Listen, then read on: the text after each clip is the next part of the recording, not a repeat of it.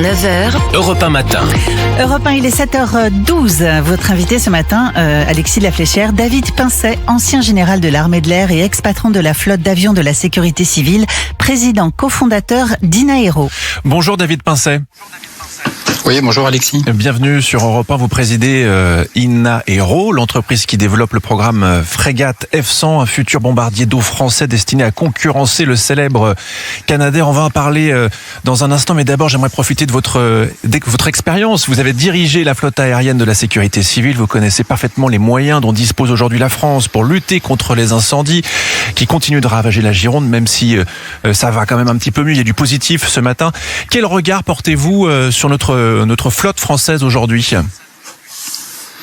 Tout d'abord, je pense qu'il faut que, à nouveau, on puisse tous exprimer tout notre soutien et notre connaissance aux sapeurs-pompiers qui sont au combat sur tous les fronts partout en France déjà depuis des semaines, et bien sûr plus particulièrement à mes anciens camarades et collègues pompiers du ciel et pilotes de la sécurité civile. Il est clair que le Canadair, c'est quand même une figure emblématique.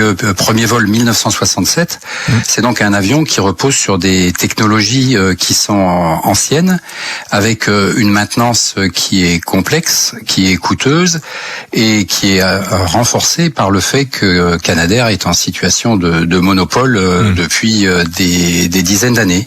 Voilà, donc compte tenu de la situation aujourd'hui des feux, avec des feux majeurs dans plusieurs régions, dans le sud-est, en Corse et bien sûr les feux dramatiques autour de Bordeaux, je pense que chacun ne peut que souhaiter une meilleure disponibilité des avions pour que tous nos moyens puissent combattre les feux. Oui, parce qu'il y a eu cette polémique sur les 12 Canadair que la France possède, qu'il n'y en aurait que 5 finalement qui étaient utilisables.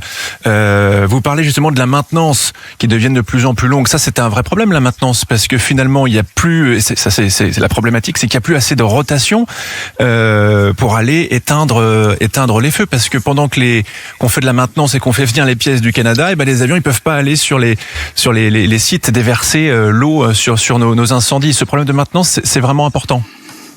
Alors oui, bien sûr, pour avoir une maintenance qui est à la fois efficace et même efficiente, c'est-à-dire à un coût maîtrisé, c'est ce qui permet d'avoir une disponibilité opérationnelle des avions, pour avoir quelques chiffres en tête, pour pouvoir attaquer un feu de façon efficace et ralentir sa progression pour que les pompiers puissent ensuite travailler au sol. On a coutume de dire qu'il faut à peu près 100 tonnes d'eau à l'heure. Donc, faut regarder où est le feu, où est-ce qu'on peut écoper au plus près. Et la doctrine d'emploi en France, qui est particulièrement bien élaborée sur l'expérience de plusieurs dizaines d'années, fait qu'en général, on met à peu près 4 ou 6 avions par feu.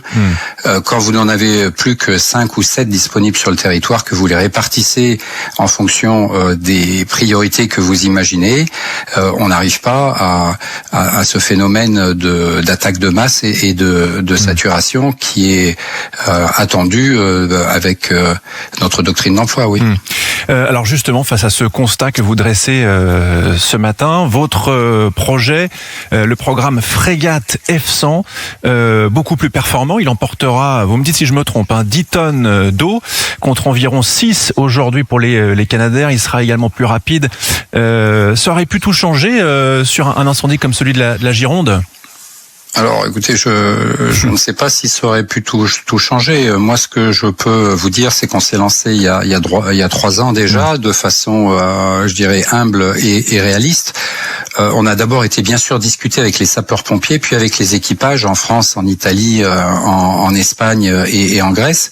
Et on leur a demandé, eux qui connaissent bien les opérations sur Canadair, de nous exprimer le besoin opérationnel. Et en fait, ce qu'ils veulent, c'est un avion avec le même concept, c'est-à-dire un avion coque, en anglais on dit flying boat, mais qui soit beaucoup plus efficace. C'est pour ça que nous sommes fixés comme objectif que notre avion, le Frégate, puisse être 2 fois plus efficace sur une mission feu. C'est-à-dire que comme effectivement on écope et on largue plus d'eau, qu'on vole plus vite et qu'on aura un système de coordination de mission qui permettra de faire des largages plus efficaces, nous aujourd'hui, notre positionnement c'est, pour le même prix qu'un Canadair, vous aurez un avion moderne, un avion beaucoup plus efficace, un avion plus sûr et surtout une capacité de souveraineté pour notre pays et pour les partenaires européens qui permettra de créer de l'emploi, en particulier en France. Eh bien, je rebondis sur ce que vous dites, puisque ce serait une immense fierté industrielle.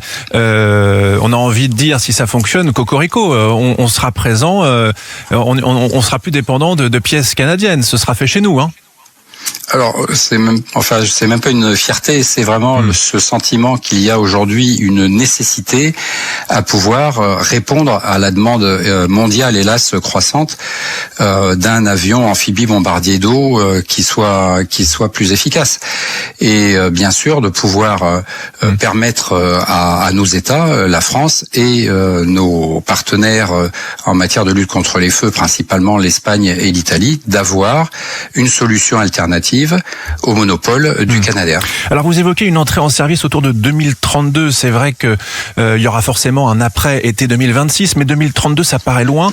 Comment faire vraiment pour que vous puissiez arriver au bout de ce projet le plus rapidement possible ? Alors, pouvoir concevoir, faire certifier et rentrer en production avec un nouvel avion compte tenu de la réglementation en Europe, c'est forcément long, c'est entre 6 et 8 ans, ça coûte cher, c'est plus d'1 milliard d'investissement. Une entrée en service en 2032 est un horizon qui est réaliste. En tout cas, c'est ce qu'a conclu Airbus Defence and Space, qui est notre partenaire industriel principal aujourd'hui.